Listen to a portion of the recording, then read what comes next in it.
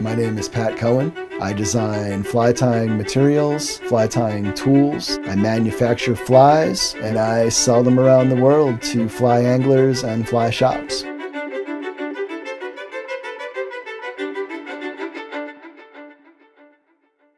There's three kinds of flies. There's your raw, basic fish catching flies. There's artistic flies.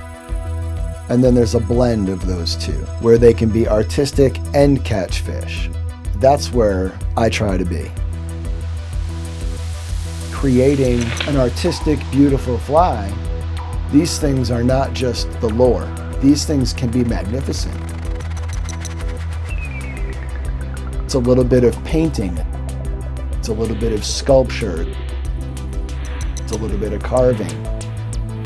You're creating something that blends both functionality and art.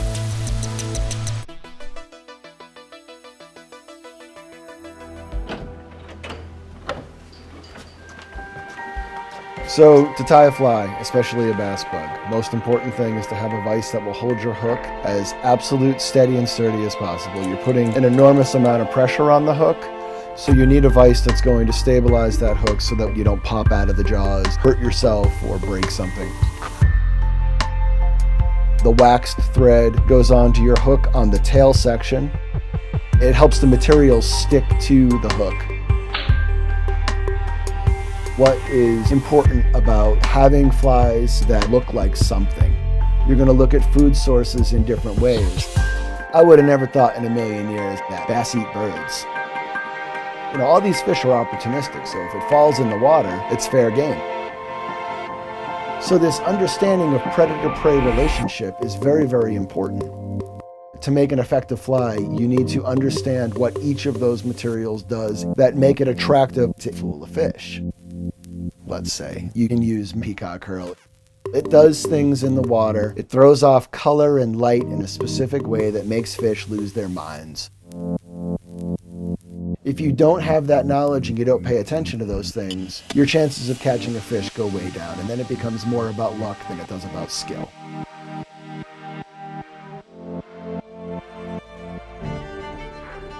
Then we begin our tailing materials.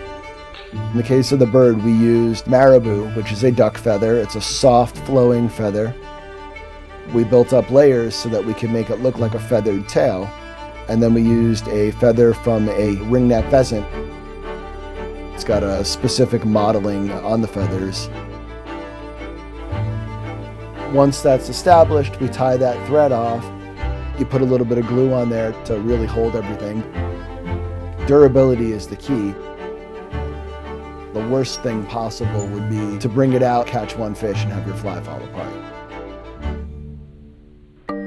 We're switching to belly hair from a deer. The hair is harvested at a specific time of year. The cellular structure of the hair changes. It makes the hair flare and float, and that is what you want in a bass bug.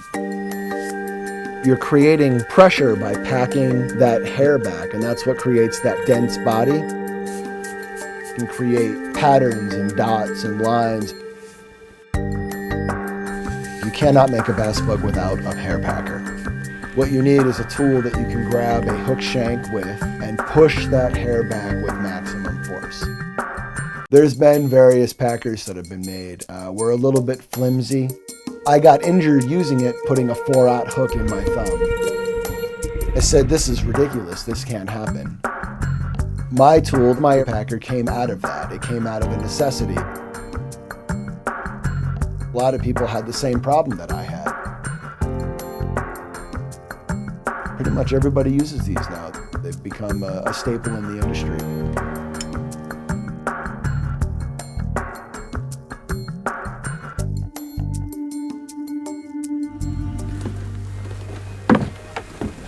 Part of fly tying to me is opening up and seeing things a little bit differently.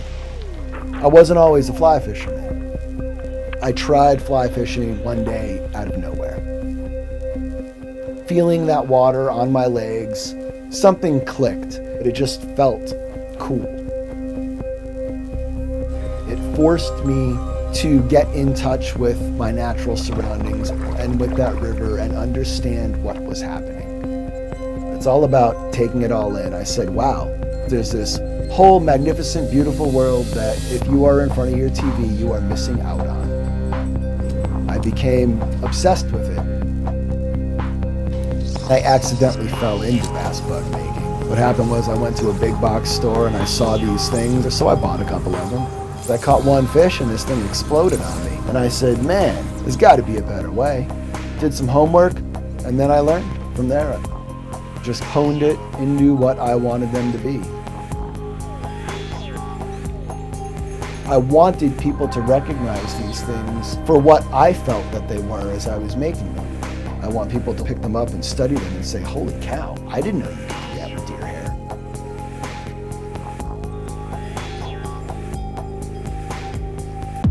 After we build the body, it looks like a giant caterpillar, like something exploded on your hook.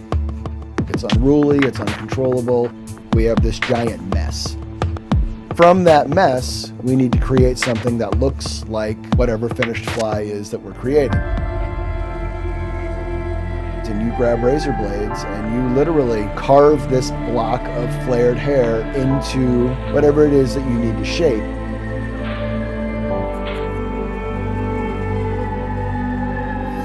You're forming a shape out of nothing. You're pulling that image out of this mass of hair. Where you cut things changes what it does in the water also. So you have a lot of control at this point.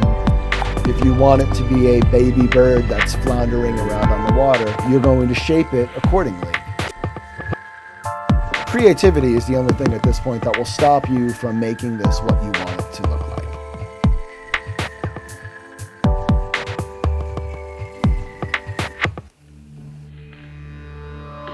Right behind the eye of that hook, you attach your weed guards down.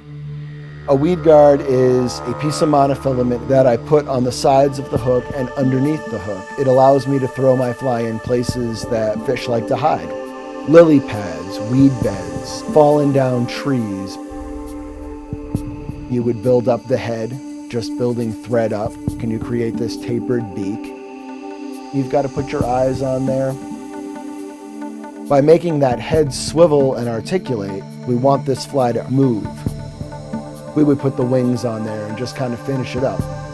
It's got eyes, it's got wings, it's got realistic colors. All those little things to me are important.